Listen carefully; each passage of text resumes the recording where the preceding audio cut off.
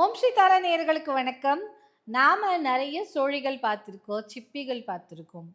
நான் இன்னைக்கு ஒரு ரேரஸ்ட் சோழி தான் எடுத்துட்டு வந்திருக்கேன். என்ன? இது ட்ரெடிஷ்னலாக கூப்பிடுறது அப்படின்னு பார்த்தீங்கன்னா ஒவூலா ஓவம் அப்படின்னு சொல்கிறாங்க. ஆனால் இதுக்கு நம்ம எல்லாரும் ஈஸியாக அது ரொம்ப ஒரு சயின்டிஃபிக்காக இருக்குது, ரொம்ப வாயில் நுழைய மாட்டேங்குது, டங் ட்விஸ்டர் மாதிரி இருக்குது அப்படின்னு சொல்கிறவங்களுக்கு இது எக் கௌரின்னு சொல்லுவாங்க. சோழி மாதிரியே இருக்கும், ஆனால் கொஞ்சம் சோழியும் இல்லை சங்கும் இல்லை, அதுக்கு நடுவில் ஏதோ ஒன்று இருக்கிற மாதிரி இருக்கும். அழகாக இந்த இடத்துல ஒரு ஓப்பனிங் இருக்கும். ஆக்சுவலாக இதுவும் ஒரு விதமான உயிரினம் தான். எப்படி நம்ம சங்கு ஒரு உயிரினமோ சோழி ஒரு உயிரினமோ அந்த மாதிரி இது ஒரு உயிரினம் தான். என்ன இது வந்து ரொம்ப ரேராக கிடைக்குது, ரொம்ப எல்லா இடத்துலையும் கிடைக்கக்கூடிய வஸ்து இல்லை, இது ரொம்ப ரேராக கிடைக்கக்கூடியது.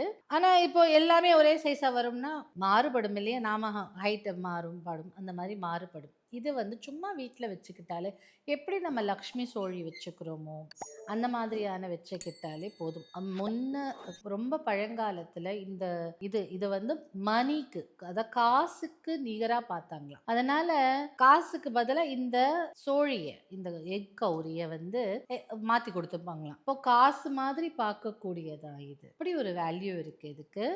இது யார்கிட்ட இருக்கோ அவங்களுக்கு வந்து நல்ல பணவரவு, நல்ல பாசிட்டிவ் எனர்ஜி, ப்ராஸ்பெரிட்டி, அபண்டன்ஸ் சொல்லக்கூடியதான விஷயங்களை கொடுக்கக்கூடும். சூழினாலே நமக்கு அதுதானே. ஸோ அந்த மாதிரி நிறைய பழங்குடியினர்கள் வந்து இதை பாதுகாப்பாகவும் யூஸ் பண்ணிட்டு இருந்தாங்களா. எதுலேருந்து பாதுகாப்புன்னா, இது யார் வைத்து கொள்கிறாங்க, ஆரானா தெரியும் நம்ம உடம்புல இருந்து ஆரஞ்சு. ஸோ நம்ம ஆராலேயே நம்ம இதை வைத்து கொள்ளும் போது, அப்போ அந்த காலத்தில் வந்து இது ஒரு பெண்டன்ட் மாதிரி செஞ்சு போட்டுப்பாங்களாம்.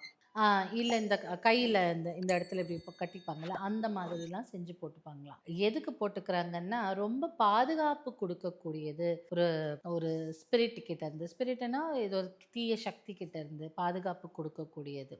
அதே மாதிரி இது யாரு கிட்ட இருக்கோ பண வரவை கொடுக்கக்கூடியது. எந்த வீட்டில் இருந்தாலும் இல்லை உங்கள் ஆஃபீஸில் வச்சுருந்தாலும் இதுக்கு வந்து ஒரு நல்ல பண வரவை கொடுக்கும். இதுக்கு மேலே இது என்ன பண்ணுவாங்க, சில பேர் என்ன பண்ணுவாங்கன்னா, இதை பற்றி தெரிந்தவர்கள் மிச்சவங்கெல்லாம் நல்லா இருக்கணும் அப்படின்னு நினைக்கும் போது இதற்கு மேலே இப்போ எனக்கு தெரிஞ்சு ஒரு ஷாமன் ஒருத்தர் இருந்தார் ஆப்பிரிக்காவில். ஷாமன்னா இந்த காட்டுவாசி மாதிரி இருப்பாங்க, பட் அவங்க வந்து அப்படியே சரி குணப்படுத்துவாங்க அப்படிலாம் சொல்கிறாங்கல்ல, அந்த மாதிரியானவங்க. அவங்க வந்து ஈஸியாக ஸ்பிரிட்ஸ் கிட்ட எல்லாம் பேசுவாங்க. அவங்க என்ன பண்ணுவாங்கன்னா, அவருக்கு கல்யாணம் நடந்தது. அப்போது தன் மக்கள் எல்லாரும் நல்லா இருக்கணுங்கிறதுக்காக இதில் அழகாக பேரை எழுதி, அவங்க ஏதோ ஒரு இங்க் மாதிரி வச்சிருந்தாங்க, அந்த பேரை எழுதி வந்தவங்களுக்கு நம்ம கல்யாணத்துக்கு வந்த தேங்காய் இப்பெல்லாம் வந்து பாக்ஸ் வாட்டர் பாட்டில் எல்லாம் கொடுக்குறாங்களா, அந்த மாதிரி இதை கொடுத்தாங்களாம். என் கல்யாணத்தை யாரெல்லாம் அட்டன் பண்றாங்களோ அவங்களுக்கு இது நான் கிஃப்டா கொடுப்பேன் அப்படின்னு சொல்லி.